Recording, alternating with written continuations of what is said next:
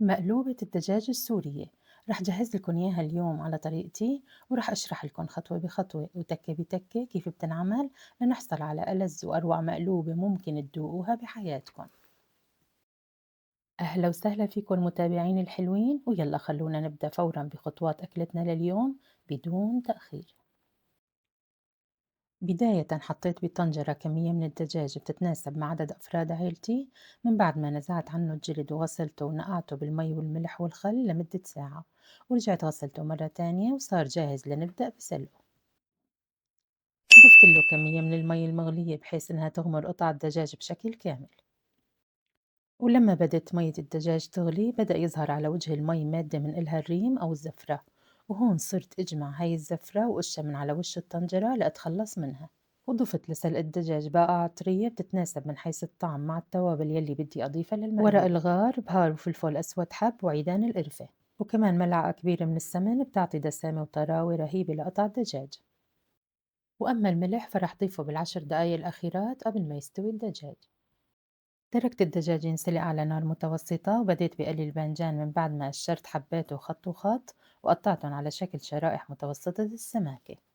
ولازم يكون في تناسب منطقي بين كمية الدجاج والرز وبين كمية الباذنجان يلي رح نحتاجها لتحضير المقلوبة. وبالنسبة إلي احتاجت ل5 حبات كبيرة من الباذنجان. وهون كنت نسيانة أضيف بصلة لمية سلق الدجاج، فضفت بصلة صغيرة لأنها بتعطي نكهة كتير لذيذة للدجاج وللمقلوبة. قليت شرائح الباذنجان على الجهتين قلي كامل لوقت ما وصلوا لدرجة الشقار يلي شايفينها قدامكن على الكاميرا. وكنت كل ما خلصت قلي وجبة من الباذنجان ارجع أضيف كمية من زيت عباد الشمس أو زيت القلي، لأني ما بحب أقليه بكمية غزيرة من الزيت. والهدف إني أخفف شوي من الزيوت الكتيرة يلي بيمتصها الباذنجان بالعادة أثناء القلي.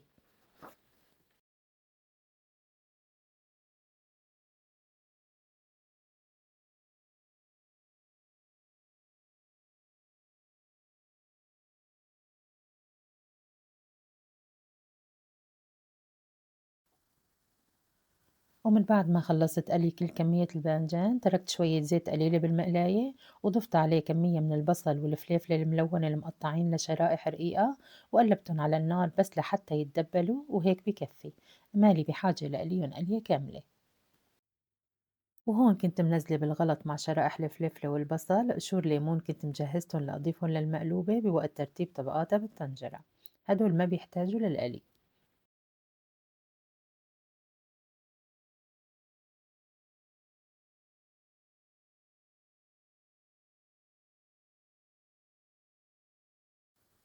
وهون يا حبايب القلب كان الدجاج استوى وتنحنح على الآخر وصار جاهز لنبدأ بترتيبه على شكل طبقات بالطنجرة مع بقية مستلزمات المقلوبة.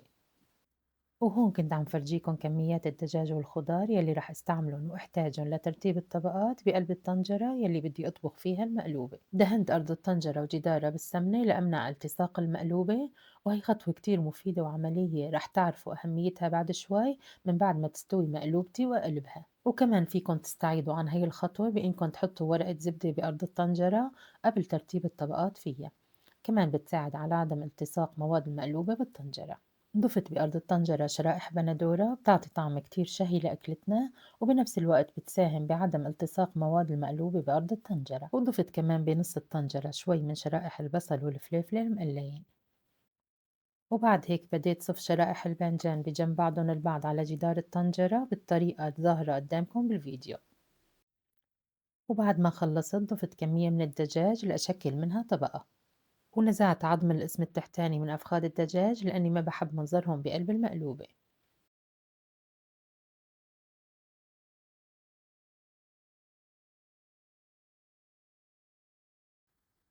وقبل ما أضيف طبقة الرز فوق الدجاج تبلت الرز بكمية مناسبة من البهارات المقلوبة بتلاقوها موجودة بمحلات بيع التوابل. وفي حال ما توفرت عندكم ممكن تضيفوا ال7 بهارات أو البهارات مشكلة كبديل لإلها، بالإضافة لأني راح أكتب لكم مكوناتها بصندوق الوصف في حال إنكم حابين تحصلوا على النكهة الأصلية للمقلوبة. وأنا هون مستعملة نوعين من الرز للمقلوبة، طويل وقصير، والنسبة مقدارين طويل لمقدار قصير، والرز القصير بيساعد على تماسك قالب المقلوبة. قلبت التوابل مع الرز كتير منيح، وبعد هيك ضفت نص كمية الرز بالطنجرة فوق طبقة الدجاج.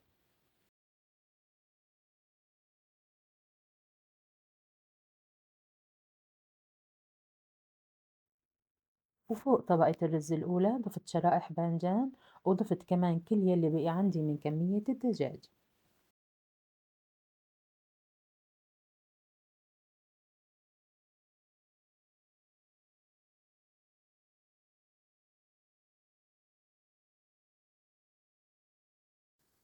ضفت طبقة الرز التانية وضفت على الطنجرة مية سلق الدجاج.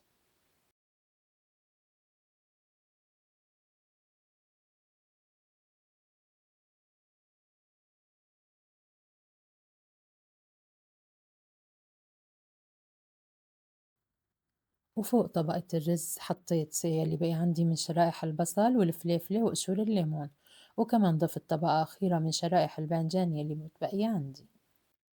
وبهيك بكون ضمنت يا حبايب القلب بإني من خلال عمل طبقات بتحتوي من كل مكونات المقلوبة راح أحصل بالنهاية على لقمة متكاملة فيها من كل مكونات ونكهات الأكل دفعة واحدة. رديت يلي بقي من طول شرائح الباذنجان يلي كانت مرصوفة على جدار الطنجرة للداخل، وبهيك يا حبايب القلب بنكون صرنا جاهزين لنروح للخطوة يلي بعدها. حطيت طنجرتي على النار وحطيت على وش الطبقات صحن مثل ما شايفين، وهالصحن بيحمي طبقات المقلوبة من إنها تتبعثر أثناء الطبخ، وبيساعد على بقاء المكونات قاعدة بمطرحها لحين الاستواء. ضفت مي مغلية لوقت ما غطت كل مكونات المقلوبة، وزادت بمقدار عرض إصبع إضافية فوق مستوى المكونات. ويلي بيخافوا من إضافة المي بدون حساب، فعيار كمية المي هو نفسه عيار كمية المي بوقت طبخ الرز الطبيعي، يعني مثلا احسبوا حساب كاسة وربع من المي لكل كاسة من الرز. ومن بعد ما غلت المكونات غطيت الطنجرة وهديت النار تحت المقلوبة على الآخر، وتركت أكلتي تستوي على أقل من مهلها، وهون كانت مقلوبتي ست الأكلات استوت. رفعتها عن النار وقلبتها على طبق التقديم وتركتها مقلوبة فوق الطبق لمدة 10 دقايق قبل ما أرفع عنها الطنجرة. وبهيك بكون ضمنت بإن المكونات تروحنت وحبات الرز مسكت ببعضها بحيث إني قالب المقلوبة ما يفرط معي وأنا عم أرفع الطنجرة عنه. وهون اللحظة الحاسمة لحظة قلب المقلوبة مرقت بأمان، ومثل ما شايفين يا غوالي حصلت على أجمل قالب مقلوبة، والطنجرة أبدا مو لزقان فيها شي من المكونات. زينت القالب بالمكسرات وبرشة بقدونس بتعطي جمالية وحيوية للطبق.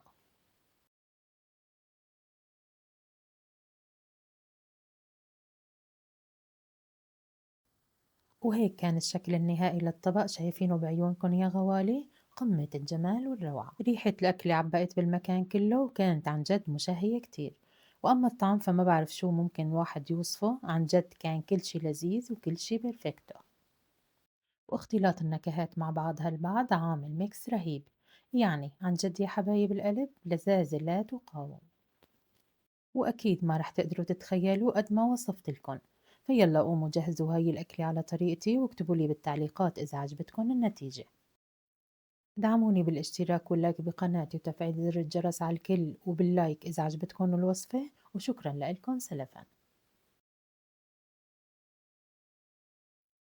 وهلأ حبايبي بودعكم على أمل التقي فيكم مع طبق جديد ووصفة لذيذة ومميزة، وباي باي.